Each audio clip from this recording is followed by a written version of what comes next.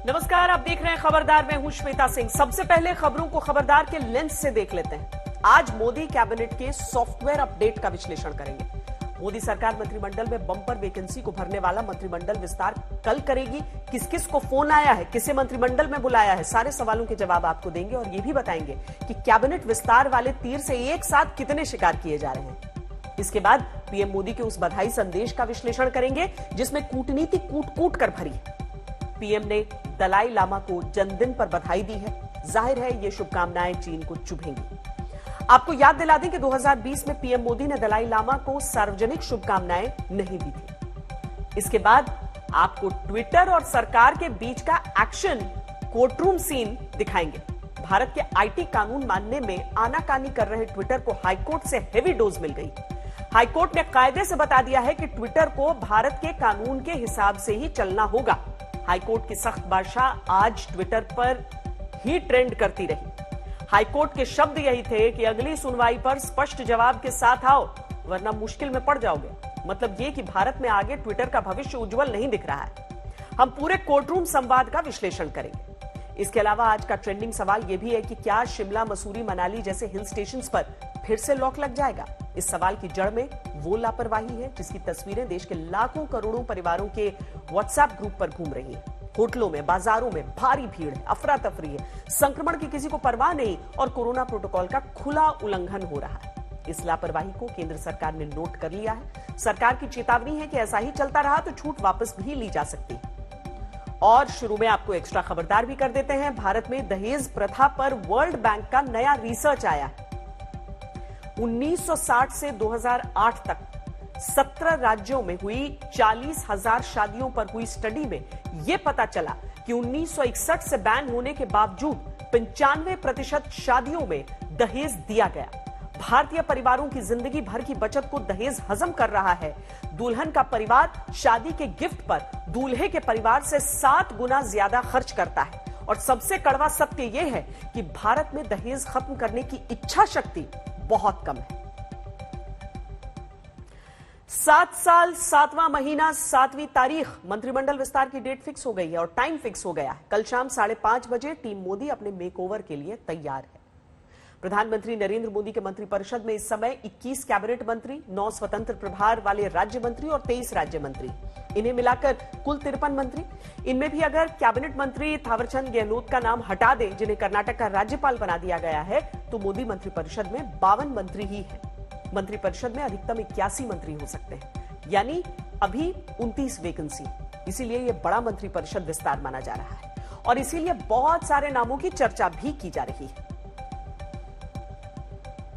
अब यहां 2 बुनियादी सवाल हैं। पहला सवाल यह कि मंत्रिमंडल का विस्तार इस समय ही क्यों हो रहा है और दूसरा सवाल यह कि मंत्रिमंडल विस्तार के पैरामीटर क्या हैं, कौन से पैमाने, कौन से आधार पर मंत्रियों के लिए नाम सिलेक्ट होंगे। मंत्रिमंडल विस्तार की टाइमिंग पर 5 बातें हैं। पहली बात यह कि सरकार करीब आधे कार्यकाल तक पहुंच चुकी है, इसीलिए मंत्रिमंडल का मेकओवर जरूरी है। दूसरी बात यह कि करीब 9 मंत्रियों के पास अतिरिक्त मंत्रालय हैं, एक्स्ट्रा ड्यूटीज हैं, इसका असर परफॉर्मेंस पर पड़ रहा है। तीसरी बात यह कि उन नेताओं की जगह बनाना है जिन्हें राज्यों में जगह नहीं मिली।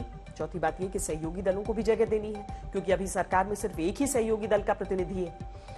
पांचवी और सबसे अहम बात यह कि राज्यों के समीकरण देखना है, चुनावी राज्यों को देखना है। मंत्री बनाने के जो पैमाने हैं उनका सिर्फ अंदाजा लगाया जा सकता है। जैसे ज्योतिरादित्य सिंधिया के नाम की चर्चा है, उन्होंने एमपी में कांग्रेस की सरकार गिरने में मदद की, बीजेपी की सरकार बनवाई। सिंधिया 15 महीने से वो इंतजार कर रहे हैं, उन्हें मंत्री बनाए जाने की तभी से चर्चा थी जब से वो बीजेपी में आए थे, लेकिन मौका मिलता हुआ अब दिख रहा है। इसी तरह से नारायण राणे के नाम की चर्चा इसीलिए है कि वो शिवसेना और ठाकरे परिवार के मुखर विरोधी हैं, जनाधार वाले मराठा नेता हैं। राणे के उनको मजबूत करके शिवसेना को काउंटर किया जा सकता है। और इसी तरह से सर्बानंद सोनोवाल के नाम की चर्चा है, क्योंकि उन्होंने असम में जीत के बाद भी सीएम पद पर दावेदारी नहीं की। आलाकमान के कहने पर हेमंत बिस्व शर्मा के लिए कुर्सी छोड़ दी थी, उन्हें केंद्र में लाना जरूरी था। यानी लॉयल्टी, डिलीवरी, परफॉर्मेंस और पॉलिटिकल इक्वेशन, खासतौर पर इन 4 आधार पर मंत्रियों का चयन किया जा रहा है।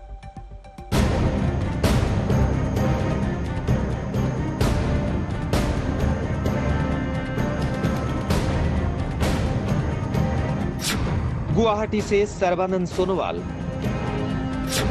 गोवा से नारायण राणे, और इंदौर से ज्योतिरादित्य सिंधिया।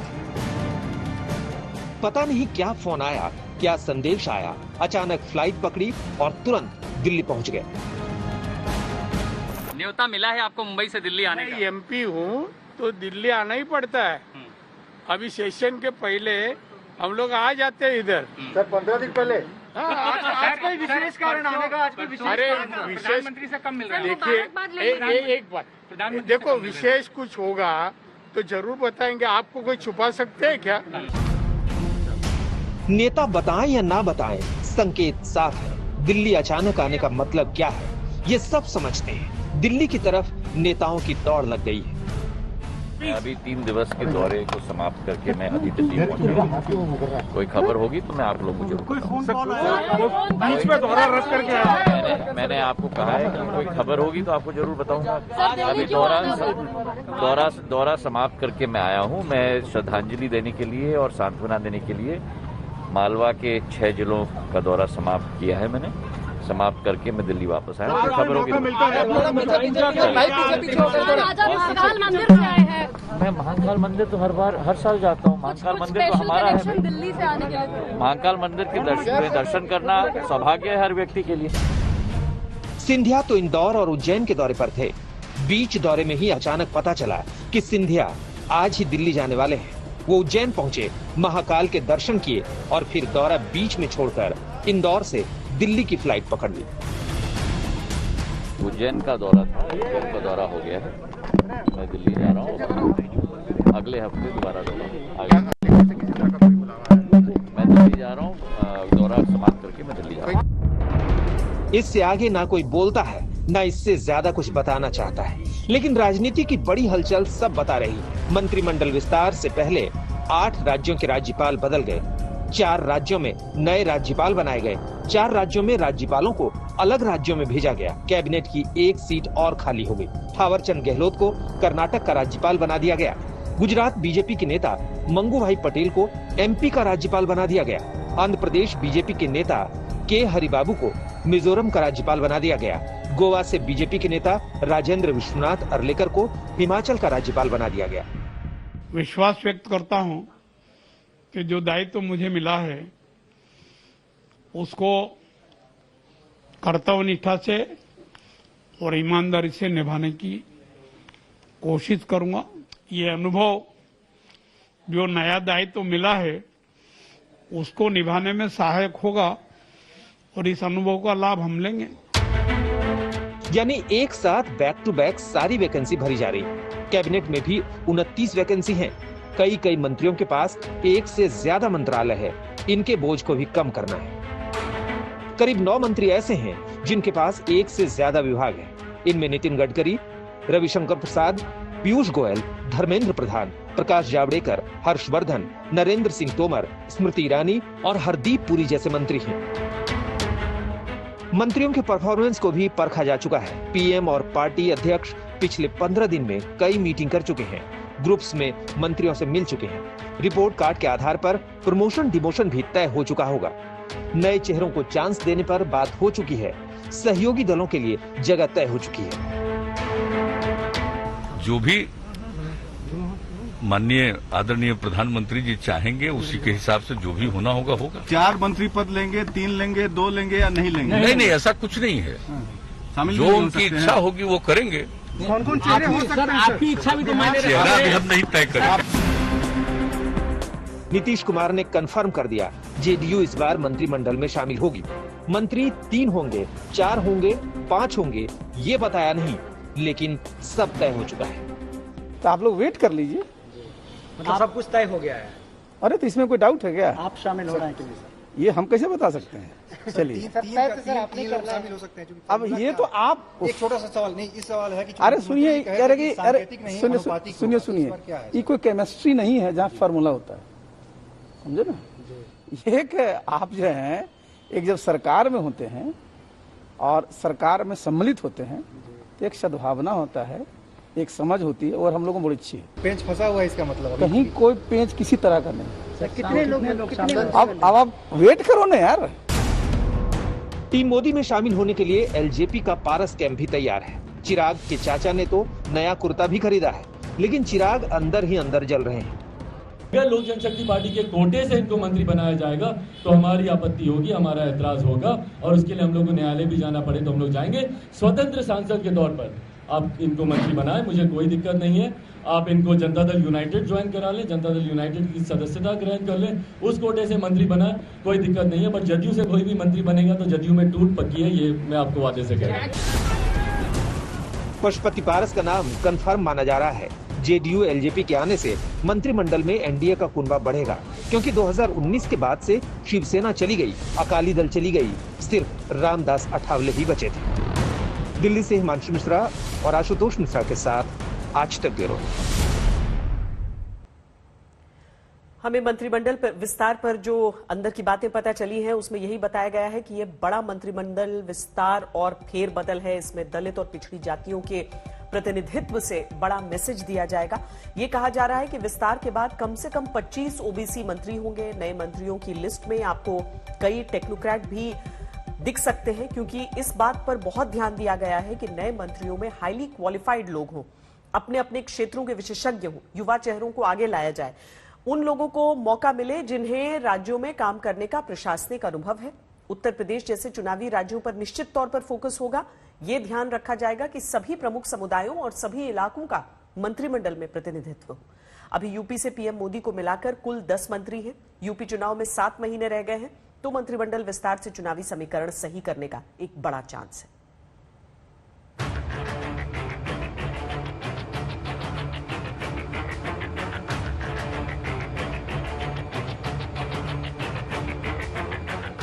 यूपी, बंगाल, महाराष्ट्र और गुजरात मंत्रिमंडल विस्तार में ये 4 राज्य फोकस में हैं। इनमें यूपी और गुजरात में अगले साल चुनाव है। महाराष्ट्र में खुद को मजबूत करना है और पश्चिम बंगाल में दीदी के लिए चैलेंज बनाए रखना है। इसलिए बंगाल से शांतनु ठाकुर का नाम चर्चा में है, जो बीजेपी के सांसद हैं। मतुआ समुदाय में प्रभाव है। दूसरा नाम निशीथ प्रामाणिक का है, जो राजवंशी समुदाय से हैं और 2019 से पहले टीएमसी से बीजेपी में आए थे। इसी तरह से महाराष्ट्र में नारायण राणे का नाम चर्चा में है, जो कभी शिवसेना में थे लेकिन अब शिवसेना के कट्टर विरोधी हैं।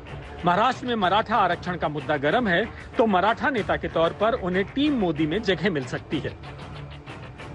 लेकिन मंत्रिमंडल विस्तार में सबसे ज्यादा ध्यान यूपी पर होगा, जहां विधानसभा चुनाव को 7 महीने ही बचे हैं। फरवरी मार्च में चुनाव है और यूपी में सियासी समीकरण को ठीक करने का ये बड़ा मौका है। इसमें ब्राह्मण चेहरे के तौर पर कानपुर से सांसद सत्यदेव पचौरी, प्रयागराज से सांसद रीता बहुगुणा जोशी, बस्ती से सांसद हरीश द्विवेदी, खीरी से सांसद अजय मिश्रा के नामों की चर्चा चल रही है। इनमें से किसी को मौका मिल सकता है।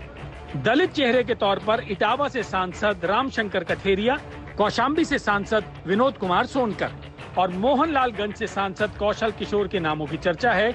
इनमें से भी किसी को मौका मिल सकता है।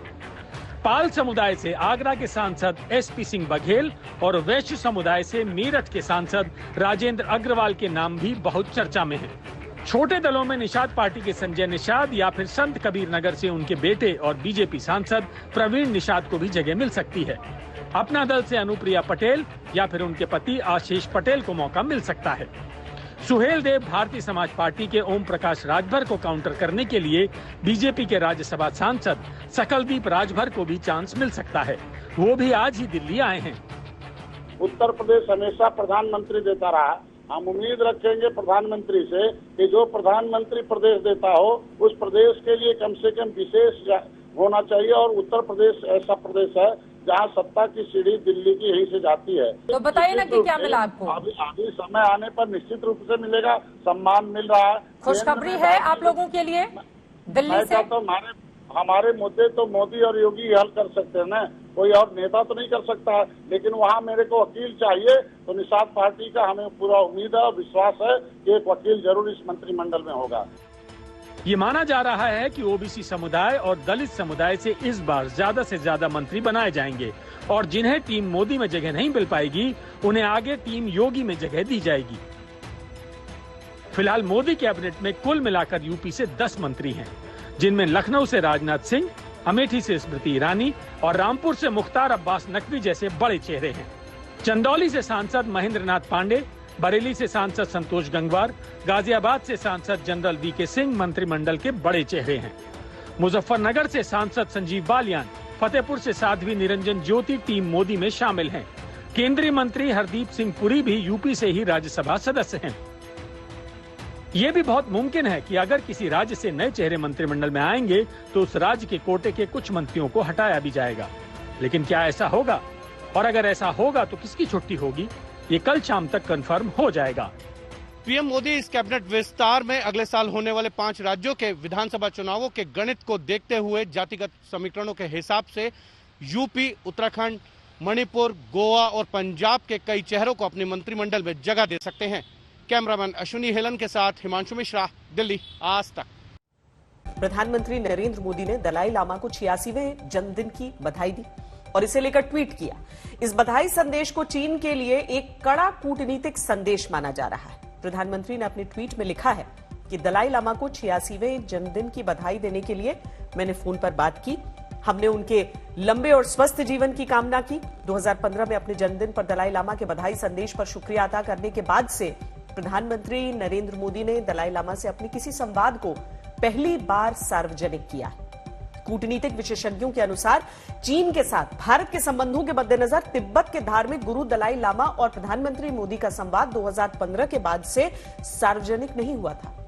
लेकिन आज का प्रधानमंत्री का बधाई संदेश भारत की तिब्बत नीति में बदलाव के संकेत दे रहा है। दलाई लामा को प्रधानमंत्री की आज की जन्मदिन बधाई इसीलिए बेहद अहम है क्योंकि आज से पहले 2013 में, यानी जब नरेंद्र मोदी पीएम नहीं बने थे, तब उन्होंने दलाई लामा को दी गई अपनी बधाई सार्वजनिक की थी। यानी अब 2021 में प्रधानमंत्री बनने के बाद पहली बार पीएम ने दलाई लामा को दी गई जन्मदिन की बधाई को दुनिया को बताया। यहां यह भी अहम है कि अभी 1 जुलाई को चीन की कम्युनिस्ट पार्टी के 100 साल पूरे होने पर भी भारत ने चीन को बधाई नहीं दी थी। पिछले साल दलाई लामा के जन्मदिन के ही दिन चीन ने गलवान से पीछे हटने का वादा किया था और प्रधानमंत्री की ओर से उन्हें जन्मदिन की बधाई नहीं दी गई थी। 2019 में पीएम मोदी ने दलाई लामा को निजी तौर पर जन्मदिन की शुभकामनाएं दी थीं। 2018 में मोदी सरकार ने केंद्र और राज्य के वरिष्ठ नेताओं और सरकारी अधिकारियों को दलाई लामा के भारत में शरण लेने के 60 साल पूरे होने के कार्यक्रमों में शामिल नहीं होने का निर्देश दिया था। 2018 में राजघाट पर सर्वधर्म प्रार्थना सभा और दिल्ली के त्यागराज स्पोर्ट्स कॉम्प्लेक्स में आयोजित थैंक यू इंडिया कार्यक्रम में रद्द करने पड़े थे क्योंकि उसमें दलाई लामा को शामिल होना था और भारत सरकार चीन को से अपने रिश्ते बुरे नहीं करना चाहता था। दलाई लामा ने 1959 में भारत आकर शरण ली थी। हिमाचल प्रदेश के धर्मशाला से तिब्बतियों की निर्वासित सरकार चल रही है। दलाई लामा तिब्बतियों के सबसे बड़े धर्मगुरु हैं और इस बात की संभावना है कि चीन अगला दलाई लामा किसी ऐसे व्यक्ति को बनाए जो चीन परस्त हो। अब हम नए आईटी नियमों को न मानने की नासमझी कर रहे ट्विटर को दिल्ली हाईकोर्ट से मिली अंतिम चेतावनी का विश्लेषण करेंगे। आज दिल्ली हाईकोर्ट ने कायदे से बता दिया कि या तो ट्विटर भारत के कानून के हिसाब से चले, नहीं तो उस पर भारतीय कानून का डंडा चल जाएगा। दरअसल नए आईटी नियमों को मानने से आनाकानी करने वाले ट्विटर के खिलाफ आज दिल्ली हाईकोर्ट में लगातार दूसरे दिन सुनवाई हुई। इसके बाद दिल्ली हाईकोर्ट की सख्त टिप्पणियां ट्विटर पर ही ट्रेंड करने लगी। ट्विटर पर दिल्ली हाईकोर्ट की सबसे ज्यादा ट्रेंडिंग टिप्पणी यह थी कि अगली सुनवाई पर स्पष्ट जवाब के साथ आओ वरना मुश्किल में पड़ जाओगे। गाजियाबाद में मुस्लिम बुजुर्ग की पिटाई के मामले में अलग अलग एफआईआर। ट्विटर के वरिष्ठ अधिकारियों को बैक टू बैक समन। भारत का गलत नक्शा पोस्ट करने की हिमाकत। कानून और आईटी मंत्री रविशंकर प्रसाद के ट्विटर अकाउंट से खिलवाड़।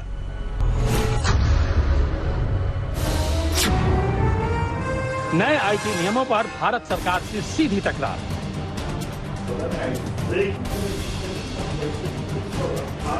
भारत में खुद को मनमर्जी का मालिक माने बैठे ट्विटर को दिल्ली हाईकोर्ट ने साफ साफ शब्दों में समझा दिया है कि नए आईटी नियमों पर स्पष्ट जवाब लाओ वरना मुश्किल में पड़ जाओगे। कोर्ट अब ट्विटर को कोई प्रोटेक्शन नहीं दे सकता। सरकार ट्विटर के खिलाफ कोई भी एक्शन लेने के लिए स्वतंत्र है। यानी आने वाले दिनों में अगर ट्विटर को भारत से देश निकाला का नोटिस मिल जाए तो हैरानी की बात नहीं होगी। दिल्ली हाईकोर्ट की टिप्पणियां तो यही इशारा करती हैं। Center has also informed Delhi High Court that Twitter has lost its liability protection or its intermediary status. That means now Twitter will be held responsible for every tweet hosted by it. जो Twitter है वो अपने आप को भारतीय संविधान और कानून और सरकार से सर्वोपरि ना समझे। एक प्राइवेट कंपनी है जो यहाँ पे प्रॉफिट बनाने आई है और उसकी जिम्मेदारी बनती है, जैसे वो किसी अन्य देश में जाके बिजनेस करेगी, उनकी जिम्मेदारी बनती है कि देश का कानून तो मानना पड़ेगा। आइए यहाँ बिजनेस कीजिए, लेकिन देश के कानून के हिसाब से कीजिए। जैसे आपको अमेरिका का मानना पड़ेगा जहाँ की आप कंपनी है, वैसे ही आपको इस देश का मानना पड़ेगा। नए आईटी नियम लागू होने के बाद भी अब तक शिकायत अधिकारी की नियुक्ति नहीं करने पर ट्विटर के खिलाफ दिल्ली हाईकोर्ट में शिकायत दर्ज कराई गई। इस पर सुनवाई के दौरान कोर्ट ने केंद्र सरकार से पूछा कि क्या ट्विटर ने नियमों की अवहेलना की। इस पर केंद्र ने कहा कि हाँ, ट्विटर नियमों को मानने में आनाकानी कर रहा है। इसके बाद ट्विटर की ओर से पेश वकील ने भी माना कि ट्विटर ने नए आईटी रूल्स का पालन नहीं किया है। 26 फरवरी को नए आईटी नियमों के नोटिफिकेशन के बाद केंद्र सरकार ने ट्विटर को गलती सुधारने के लिए 3 महीने की मोहलत दी थी, लेकिन ट्विटर ने भारत के कानून मानने के बजाय भारतीय कानून से ही खिलवाड़ शुरू कर दिया, जिसे सरकार पहले दिन से ही बर्दाश्त करने के मूड में नहीं है। डिजिटल संप्रभुता के साथ कोई समझौता नहीं किया जाएगा, कोई समझौता नहीं किया जाएगा। अगर भारत में आपको व्यापार करना है, आप प्रॉफिट मेकिंग कंपनी अमेरिका की, स्वागत है, व्यापार करिए, करोड़ों अरबों कमाइए, लेकिन भारत के कानून और भारत के संविधान का आपको पालन करना पड़ेगा। भारत सरकार पहले ही कह चुकी है कि भारत में ट्विटर अपनी ऑनलाइन सरकार नहीं चला सकता। अब दिल्ली हाईकोर्ट ने भी कह दिया है कि ट्विटर को भारत में अगर अपना काम करना है तो उसे भारत के नियमों के हिसाब से ही चलना होगा। हाईकोर्ट ने ट्विटर से पूछा कि अगर 21 जून को ग्रीवांस अधिकारी ने इस्तीफा दिया तो दूसरे अधिकारी की नियुक्ति क्यों नहीं हुई। इस पर ट्विटर के वकील ने कहा कि हम नए अधिकारी की नियुक्ति करने जा रहे हैं। कोर्ट ने फटकार लगाते हुए पूछा कि ये प्रोसेस कब तक चलती रहेगी। ट्विटर के वकील ने कहा कि सैन फ्रांसिस्को में अलग टाइम जोन है, इसके लिए समय दिया जाए। इस पर कोर्ट ने वकील को आदेश दिया कि हमें ट्विटर से पूछकर बताएं कि ग्रीवांस अधिकारी नियुक्त करने में कितना टाइम लगेगा। कोर्ट ने कहा कि अगर ट्विटर को लगता है कि वो हमारे देश में जितना चाहे उतना समय ले सकते हैं तो कोर्ट ऐसा होने नहीं देगा। दिल्ली हाईकोर्ट ने ट्विटर को 2 टूक कहा है कि अगली सुनवाई पर स्पष्ट जवाब लाएं, वरना ट्विटर परेशानी में होगा। अब 8 जुलाई को इस मामले की अगली सुनवाई होगी। केंद्र सरकार ने भी ये कह दिया कि इन्हें कई बार मौका दिया गया, अधिसूचना जारी की गई, लेकिन ये हाथ पर हाथ धरे बैठे रहे और इनका अड़ियल रवैया बरकरार रहा। हाईकोर्ट ने भी कह दिया कि अब वो ट्विटर को किसी तरह का संरक्षण देने को तैयार नहीं है।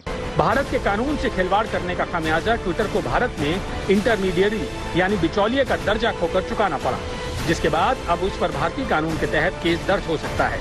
लेकिन जिस तरह ट्विटर भारत में मनमर्जियां दिखा रहा है, उससे एक बात तो साफ है कि भारत में ट्विटर का भविष्य कोई ज्यादा उज्जवल नजर नहीं आता।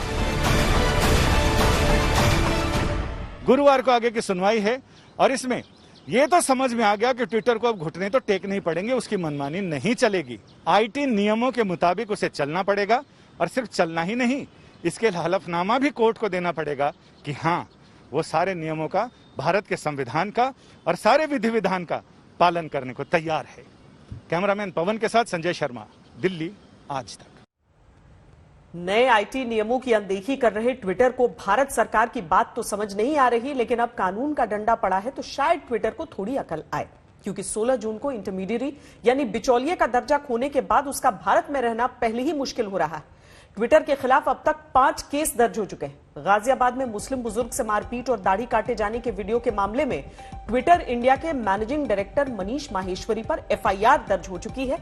देश का गलत नक्शा दिखाने पर बुलंदशहर और मध्य प्रदेश की साइबर सेल में भी ट्विटर और उसके अधिकारियों के खिलाफ केस दर्ज हो चुका है। इसके अलावा बच्चों से जुड़ी अश्लील सामग्री न हटाने के मामले में भी दिल्ली पुलिस की साइबर सेल ने ट्विटर के खिलाफ केस दर्ज किया है। ताजा मामला हिंदू देवी से जुड़े उस कंटेंट का है जो ट्विटर पर पोस्ट किया गया था, जिसके बाद ट्विटर के खिलाफ दिल्ली में केस दर्ज किया गया। राष्ट्रीय बाल अधिकार और संरक्षण आयोग ने बच्चों में आतंकवाद के प्रसार करने वाले वीडियो के मामले में जम्मू कश्मीर को ट्विटर के अधिकारियों पर केस दर्ज करने के आदेश दिए हैं। ये ट्विटर को भारतीय कानून का पाठ पढ़ाने वाले वो सबक हैं जिन्हें ट्विटर बिगड़ैल छात्र की तरह मानने से इनकार करता रहा है, लेकिन दिल्ली हाईकोर्ट ने जो पाठ पढ़ाया है उसका संदेश साफ है। भारत में ट्विटर चले या न चले, कानून तो भारत के ही चलेंगे। ये बात ट्विटर को भले अभी समझ न आ रही हो, लेकिन गूगल, फेसबुक और इंस्टाग्राम जैसे सोशल मीडिया प्लेटफॉर्म्स को समझ आ चुकी।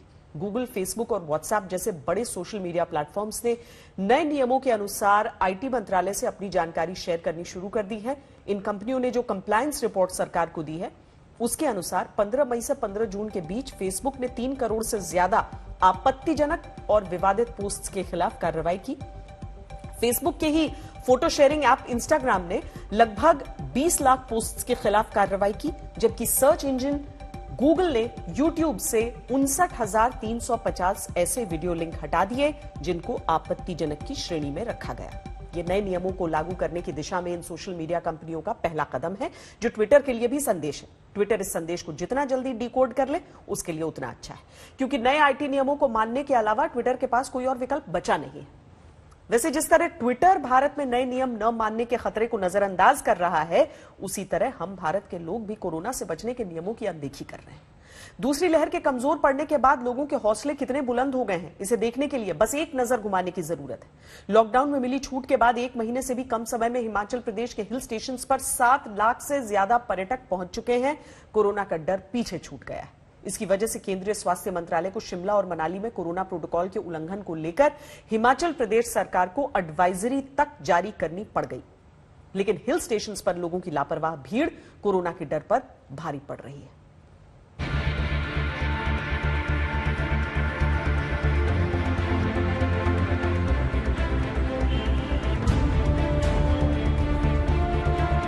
लॉकडाउन में तो सारा सब बंद था, तो अभी फिर बच्चों को लेके इसलिए, और बच्चे भी स्टक हो गए थे घर में, तो यहाँ आके बहुत अच्छा लग रहा है। बच्चे भी एंजॉय कर रहे हैं और हम भी एंजॉय कर रहे हैं। थोड़ा सा लॉकडाउन खुला था तो वी आर ट्राइंग के इसका हम यूज कर पाए बेस्ट तरीके से। और 1.5-2 साल से कोई भी घर से बाहर नहीं निकला and we are exhausted in our home. Covid की वजह से तो हम सारे घर में ही थे, तो अब आके बहुत अच्छा लग रहा है। लाइक ताज़ी हवा and all nature beauty so beautiful. Change तो हर किसी को चाहिए, हम भी चाहते हैं बाहर निकलें और सेफ, हर कोई सेफ होना चाहिए बाहर। अब बाहर निकल रहे हैं, अच्छा लग रहा है कि हर कोई बाहर निकले, एक दूसरे को मिले। इन तस्वीरों को देखकर कुछ बॉलीवुड फिल्मों के टाइटल्स दिमाग में आते हैं, जैसे कि कल हो ना हो, जिंदगी मिलेगी ना दोबारा, 2 पल की जिंदगी, 4 दिन की चांदनी वगैरह वगैरह। कहते हुए अच्छा तो नहीं लग रहा, लेकिन लोग कोरोना की दूसरी लहर के दर्द को पहाड़ों की खूबसूरती का लुत्फ उठाकर भुला बैठे हैं। उससे तो यही कहावत याद आती है, आ बैल मुझे मार। बस खतरा बैल के बजाय कोरोना वायरस का है। मैदानी इलाकों में जिस तरह से गर्मी का प्रकोप बढ़ रहा है, लू चल रही है, उससे निजात पाने के लिए शिमला में पहुंचे हैं और देख सकते हैं कई राज्यों से पर्यटक यहां पर आए हैं, घूमने निकले इस वक्त। और शिमला की इस सड़क में हमेशा भीड़ भाड़ रहती है और जैसे ही राज्य सरकार ने बंदी से हटाई है, पर्यटक शिमला, मनाली, कुफरी और धर्मशाला की ओर चल पड़े हैं। बड़ी संख्या में पर्यटक पहुंच रहे हैं और रास्तों में, सड़कों में कई जगहों पर अच्छा खासा जाम लगा हुआ है। घूमना फिरना कोई बुरी बात नहीं, लेकिन तीसरी लहर के खतरे के बीच घूमते इन बेफिक्रे लोगों को देखिए और सोचिए कि ये कोरोना को खुली चुनौती नहीं तो और क्या है। वो भी तब जब कोरोना की दूसरी लहर गई नहीं है और तीसरी लहर का डर सताने लगा है। एसबीआई रिसर्च की रिपोर्ट अगर कहती है कि अगस्त के तीसरे हफ्ते की शुरुआत से कोरोना की तीसरी लहर शुरू हो सकती है, तो इन तस्वीरों को देखकर कौन विश्वास नहीं करेगा। रिपोर्ट कहती है कि अगस्त के दूसरे हफ्ते के बाद देश में कोरोना के केस तेजी से बढ़ने शुरू होंगे। ये तस्वीरें इस डर को सच साबित करती हैं।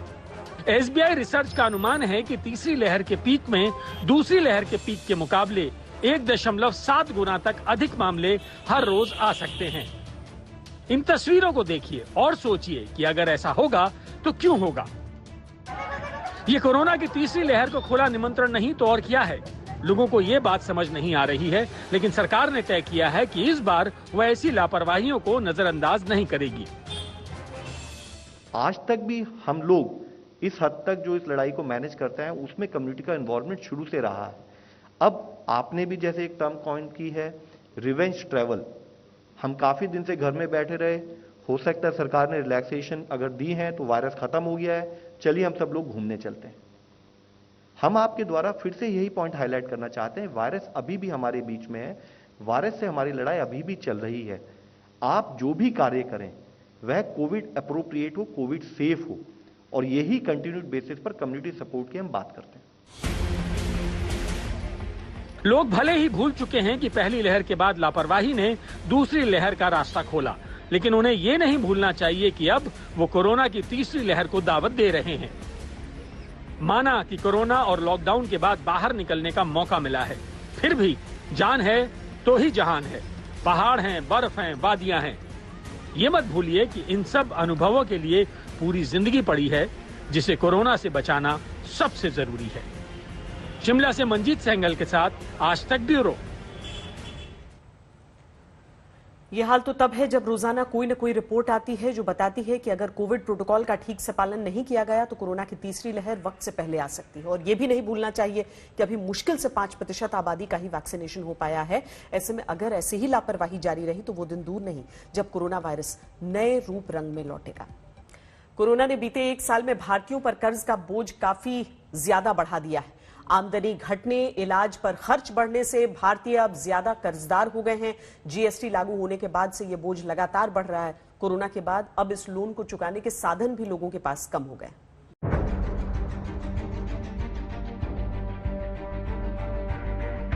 कोरोना महामारी ने एक तरफ जहां लोगों की आमदनी को घटाया है, वहीं खर्च बढ़ने से उनकी आर्थिक हालत को भी कमजोर किया है। इसके चलते लोगों को खर्चे चलाने के लिए कर्ज लेने को मजबूर होना पड़ रहा है और वो कोरोना काल में ज्यादा कर्जदार हो गए हैं। 2020-21 में लोगों का कुल कर्ज जीडीपी के 37.3% तक पहुंच गया है। 2019-20 में लोगों का कुल कर्ज 32.5% था। एसबीआई रिसर्च की रिपोर्ट में आशंका जताई गई है कि महामारी की दूसरी लहर के कारण कर्ज का ये अनुपात 2021 और 22 में और बढ़ सकता है।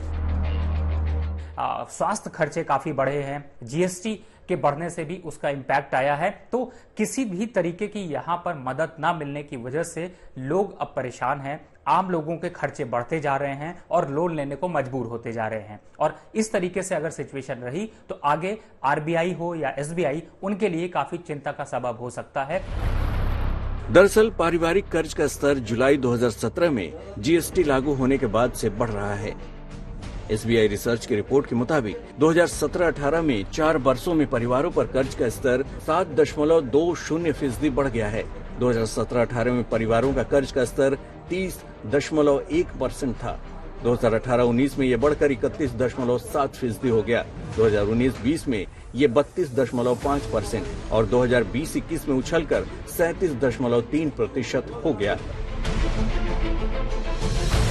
2020-21 में बैंक जमा में कमी और स्वास्थ्य पर खर्च बढ़ने से परिवारों का कर्ज जीडीपी के अनुपात के रूप में 2021-22 में और बढ़ सकता है।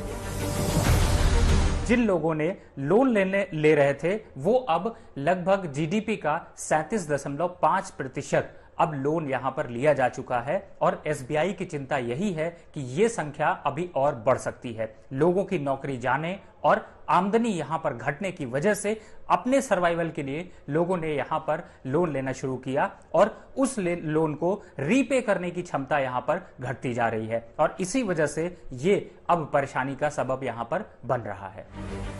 परिवार पर कर्ज बढ़ने का मतलब है खपत और स्वास्थ्य पर खर्च बढ़ने से लोगों की वित्तीय बचत दर कम हुई है। रिपोर्ट के मुताबिक बैंक जमा में कमी, इलाज और स्वास्थ्य संबंधी दूसरे खर्चों से 2021-22 में जीडीपी के अनुपात में परिवार के ऊपर कर्ज और बढ़ सकता है। आज तक ब्यूरो। देश के प्रॉपर्टी मार्केट पर कोरोना की दूसरी लहर ने जबरदस्त कहर ढाया है। पहली लहर के अटैक के बाद घरों की बिक्री में तेजी से सुधार हुआ था, लेकिन दूसरी लहर के असर से अप्रैल-जून तिमाही में घर खरीददार एक बार फिर प्रॉपर्टी मार्केट से दूर हो गए।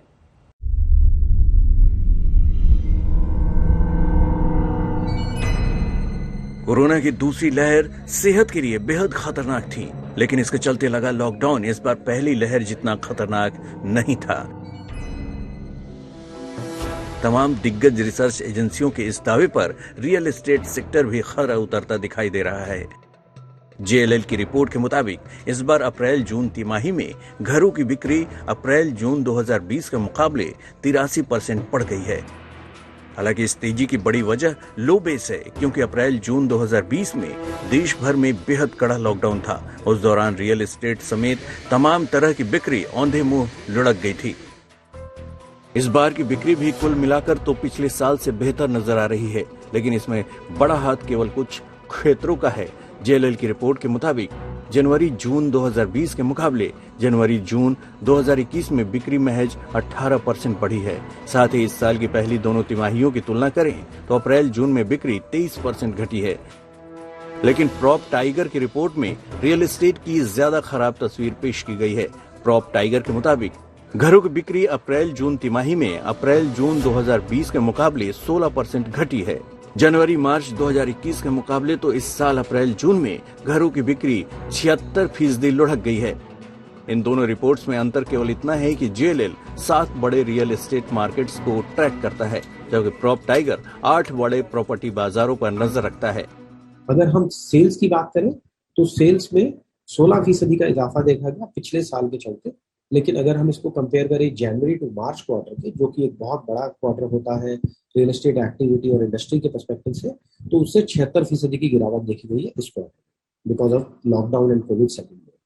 तो मेरा मानना ये है कि अगले 2 से 3 क्वार्टर में अगर कोविड थर्ड वेव हिट नहीं करता है और उसका कोई इम्पैक्ट नहीं आता है, बिकॉज कोविड केसेस कम हो गए हैं, गवर्नमेंट फोकस है इंडस्ट्री रिवाइवल के लिए। ऐसे में अगर आंकड़ों को समझा जाए तो फिर पहली लहर हो या दूसरी लहर, रियल एस्टेट मार्केट पर इसका असर तो हुआ है। अंतर केवल इतना है कि लॉकडाउन का असर इस बार पिछले साल जितना घातक नहीं है।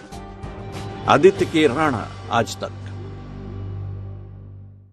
खबरदार में आज के लिए इतना ही, लेकिन कहीं भी कभी भी सबसे तेज खबरों को देखने के लिए आप लॉग इन कर सकते हैं www.aajtak.in पर, या फिर आप डाउनलोड करें आज तक का मोबाइल ऐप। देश और दुनिया की तमाम खबरों के लिए देखते रहिए आज तक।